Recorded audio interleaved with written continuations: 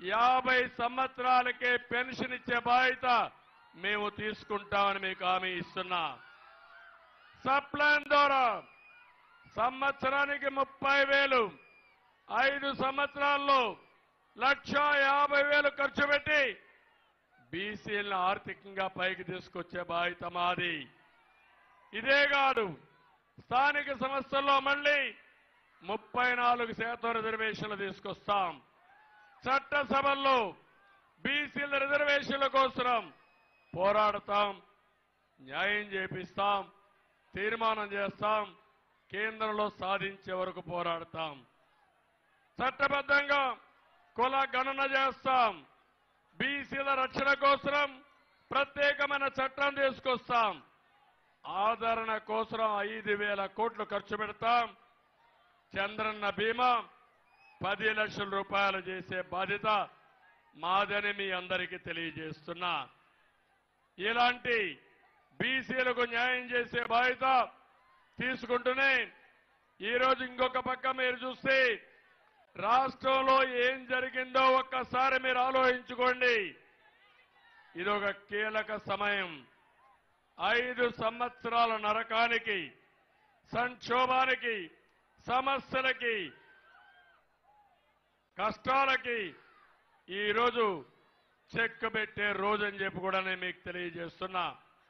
తమ్ముళ్ళు, నేను అడుగుతున్నా ఈ కొండే ఆడబిడ్డల్ని, 5 సంవత్సరాల పాలనలో మీ జీవితాల్లో మార్పు వచ్చిందా అని అడుగుతున్నా.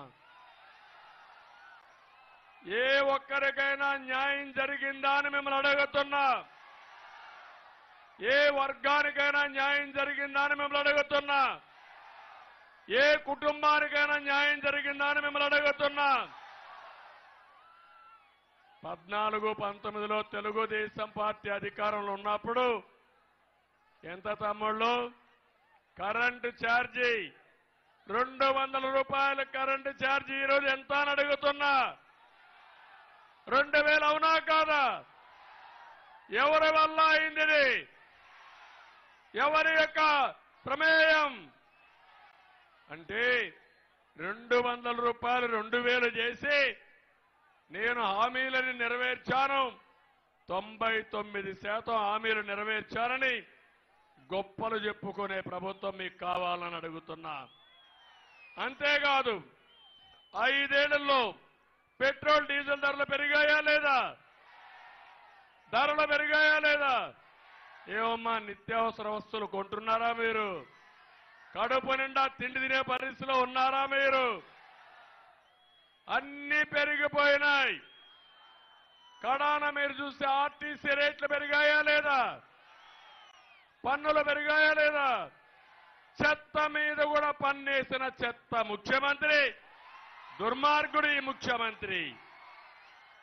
అంతేకాదు, ఈరోజు మీరు ఒకసారి చూస్తే విధ్వంస పాలన. తమ్ముళ్ళు, మా పిల్లలున్నారు ఇక్కడ. కోనసీమ అందాల సీమ, ఈ కోనసీమ. సినిమాలు ఏదైనా చూడాలంటే, అందాలు చూపించాలంటే మొట్టమొదటి చూపించేది మా పవన్ కళ్యాణ్ గారితో సహా అందరూ కూడా కోనసీమనే. ఇప్పుడు అంబేద్కర్ కోనసీమ. నేను ఒకటి అడుగుతున్నా ఈ కుండే వాళ్ళని, ఇక్కడ ఎవరన్నా చెడ్డ వ్యక్తులు ఉన్నారా తమ్ముళ్ళు అని మిమ్మల్ని అడుగుతున్నా. ఎవరైనా వస్తే మంచి నీళ్లు ఇమ్మంటే కొబ్బరి నీళ్లు ఇచ్చే మనస్తత్వం ఈ కోనసీమ వాసులది. ఎప్పుడో కాటన్ కట్టాడు ధవళేశ్వరం బ్యారేజ్, అవునా కాదా?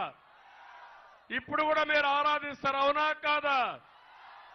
నేను అడుగుతున్నా, అలాంటి కోనసీమలో జమ్మూ అండ్ కాశ్మీర్ మారిగా ఇంటర్నెట్